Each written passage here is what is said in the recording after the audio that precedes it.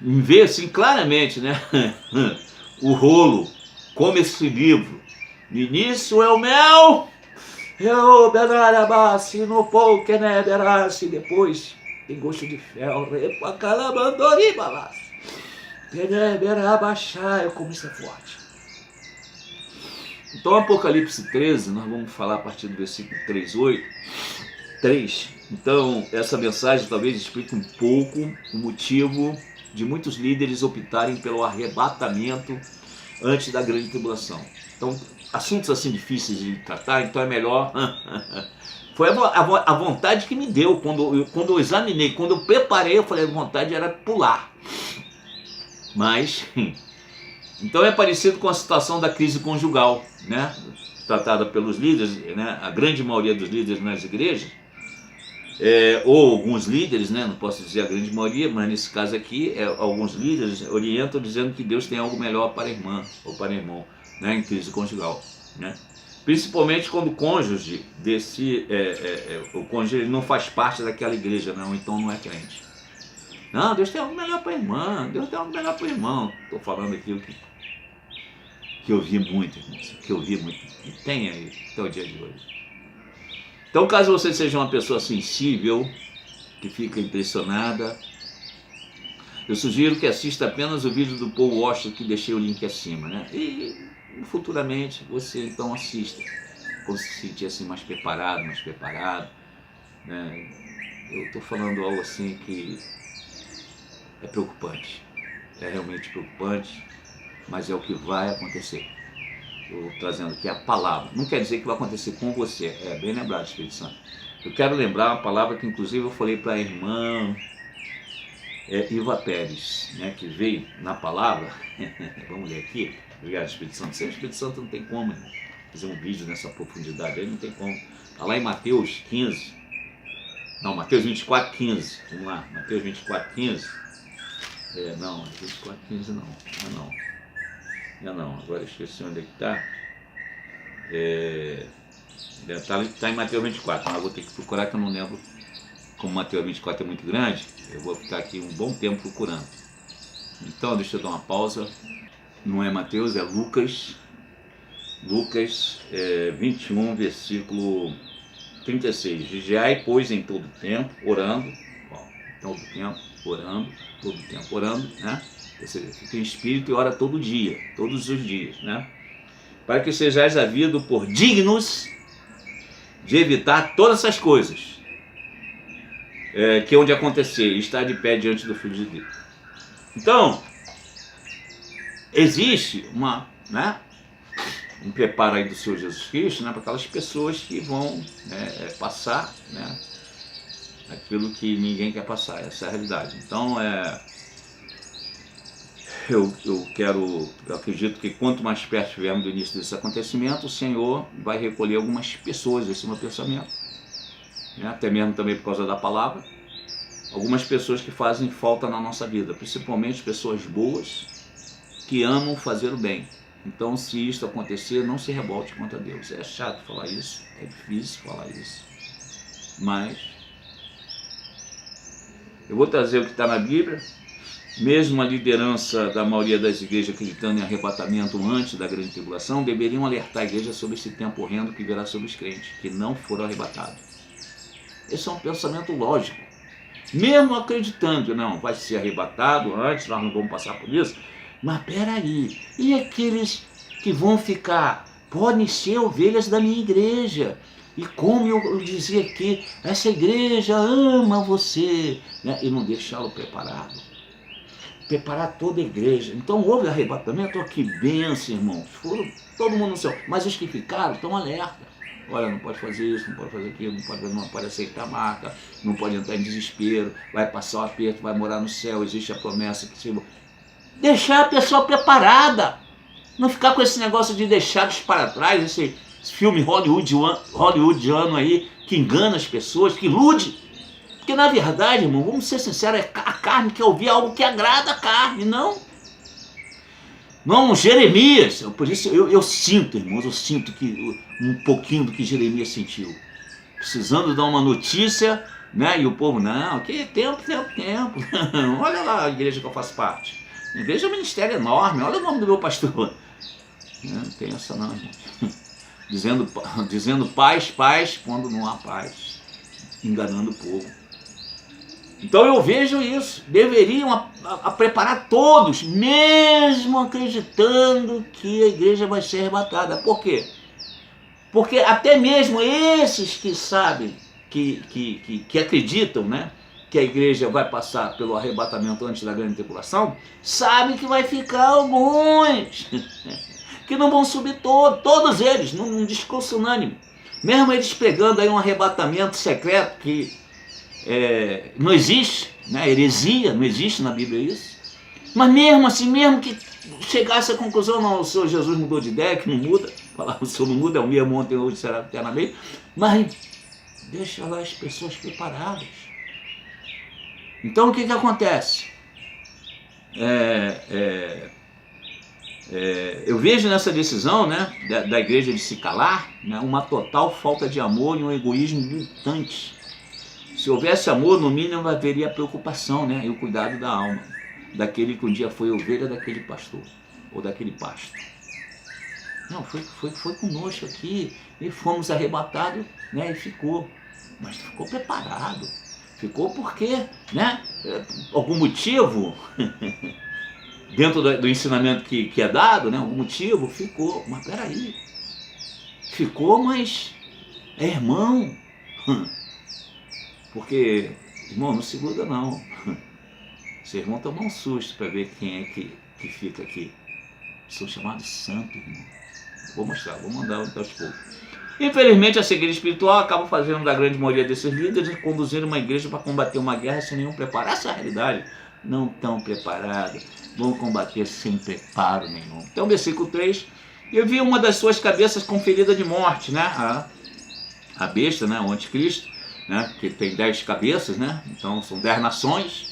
Isso aí está muito claro, a Bíblia mesmo fala a respeito disso, nós vimos aí no vídeo anterior. Foi curada e toda a terra se maravilhou após a besta. Eu vi uma das cabeças dela parecia ferida sem possibilidade de cura. Mas a ferida mortal foi curada. Então todo mundo ficou maravilhado, alguma coisa grande que vai acontecer. E é muito grande, tão grande que as pessoas, né, vai aparecer, o anticristo foi mortalmente ferido, depois revivificado pelo poder miraculoso de Satanás, né? Então conclui-se que Deus vai permitir a Satanás, nessa ocasião, imitar o poder de Cristo, podendo ser este seu principal meio de enganar a raça humana. Ou seja, o Senhor Jesus Cristo ressuscitou, né, estando morto. Então, observe, o inimigo ele procura imitar Deus em tudo, irmãos. Em tudo. Ele procura imitar Deus, né? Mas claro, ele sempre deixa, né, o rastro dele ali no meio, mostrando que é ele. Então, dado que a besta, o anticristo, né, é um falso messias, será uma falsificação de Cristo, né? E até por aí uma cena de ressurreição falsa, as pessoas seguirão e adorarão, porque estarão impressionadas pelo seu poder e seus milagres. Unirá o mundo sob sua liderança e controlará a economia mundial. Então as pessoas se impressionam com o poder, né? Irá segui-lo, né? Que segue a besta, né, só vão estar, na verdade, enganando a si mesmo. E ele vai usar seu poder para manipular outros, para dirigir a atenção para si mesmo e para fomentar planos malignos. Deus, pelo contrário, emprega seu poder, que é imensamente superior, para amar e edificar. Não se deixe enganar pela declaração dos grandes milagres ou informe a respeito de uma ressurreição ou reencarnação de alguém que pretende ser o Cristo. Quando o Senhor Jesus Cristo voltar, todo mundo vai ver, né? Porque ele vem nas nuvens, né? E um dos argumentos que essa nova religião, né, que o anticristo e a besta, o falso profeta, vai estar divulgando, é que o Senhor Jesus Cristo não morreu, né? E não se assustem se eles mostrarem, através da técnica de engano, um Jesus, né? Esqueci o nome que eles dão, um Jesus no céu, né? Então do lado o anticristo, né? E mostrando o Jesus, né? Que aí no caso não é Senhor, é o falso Jesus Cristo, né? Ali no céu. Eles vão ter recurso para tudo. Eles vão com arte do engano.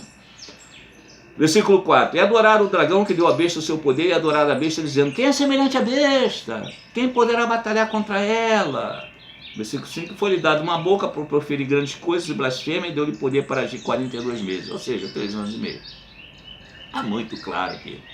3 anos e meio, quem vai mandar no mundo, né, está aqui.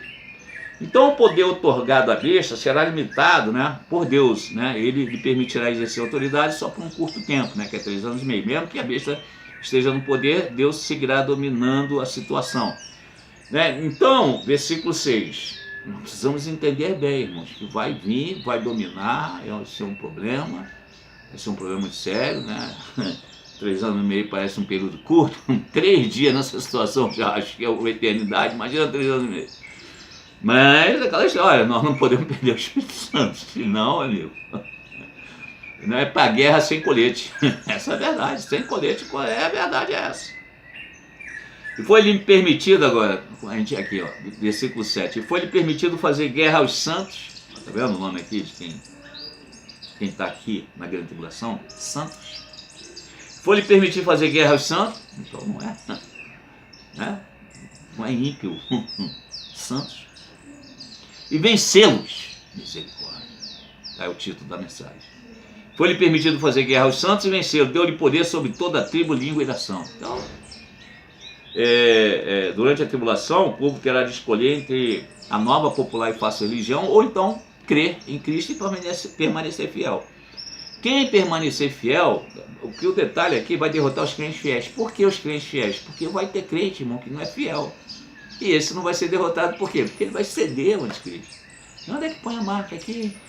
Eu ouvi dizer que vocês estão dando um prêmio para quem entregar onde tem crente. Eu sei onde tem crente escondido. Qual é o prêmio?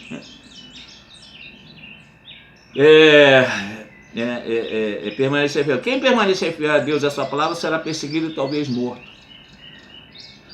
Quando é aberto o 5º selo, João vê o que está acontecendo no céu. Os mortos por amor da palavra de Deus são os que foram martirizados por sua fé em Cristo e pela verdade da sua palavra.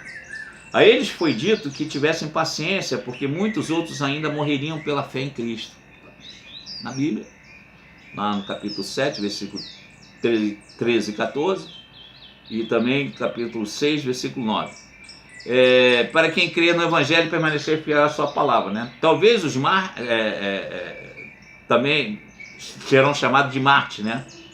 E eles estavam debaixo do altar. Uma multidão, agora no capítulo 7, versículo 9. João descreve uma cena no céu, uma grande multidão de pessoas provenientes de todas as nações que foram salvas mediante a fé em Cristo. Estarão com Deus, livres de dor e tristeza, e essa multidão salva pelo sangue dos seus justos são santos da tribulação, pois João declara que vieram da grande tribulação. Aqueles que então aceitarem Cristo serão objeto de perseguição por parte de Satanás e do inimigo. Aqui está sendo colocada a opinião do estudioso aqui, dizendo que é a multidão que aceitou Jesus durante a grande tribulação. Não, irmãos, somos nós mesmos. São os crentes que vão ficar, essa é a realidade. E também, é claro, vai ter gente aceitando Jesus, não tenho dúvida disso, mas são os crentes que vão ficar aí. São os crentes. Irmãos, dá uma olhada lá nos discípulos. Primeiro no próprio mestre. Nos discípulos. Como é que terminaram os seus dias? Todos. O único que não foi martirizado foi João, porque o Senhor o livrou, porque tinha um propósito na vida dele, mas ficou lá preso. Olha lá. Vamos refletir. O que a gente tem de melhor do que isso? O que a nossa igreja tem de melhor do que esses homens santos? E então o dragão irou-se contra a mulher, lá no Apocalipse 12, 17, diz assim: então o dragão irou-se contra a mulher, foi fazer guerra ao remanescente da sua semente. Quem são esses remanescentes da sua semente? São aqueles que guardam o mandamento de Deus e têm testemunho de Jesus Cristo. Está na Bíblia, Apocalipse 12, 17. Então Satanás irá vencê-los, não no sentido de destruir sua fé, na única coisa que ele não consegue tocar, não consegue. Ele vai, claro, impor medo, vou fazer isso, vou matar, vou cortar, isso vai, tá? Então, vamos chegar lá. Mas causando a morte de muitos. Durante 42 meses o anticristo perseguirá os santos. A besta vencerá o povo de Deus e os governará, mas não poderá causar dano espiritual. Estabelecerá seu domínio em todo mundo e exigirá que todos o adorem. E muitos farão, todos exceto os crentes verdadeiros. Ao negar a adorar a besta, resultará em um sofrimento temporário para o povo de Deus, mas será premiado no final com a vida eterna. Quando é aberto o quinto selo, porque é bem lembrado, Espírito Santo, porque o que acontece? Quando uma pessoa se